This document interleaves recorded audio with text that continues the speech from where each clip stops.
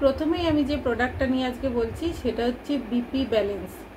মোদি কেয়ারের new launching product shift লাইফের new BP balance. এই বিপি ব্যালেন্স নামটা শুনে আপনারা বুঝতে পারছেন যে এটা আপনাদের জন্য কতটা উপকারী হতে চলেছে। এটাতে আছে অর্জুন, হরিদ্রা অর্থাৎ হলুদ, হর্তকি, মৌরি এবং ওখিক্কি ফল।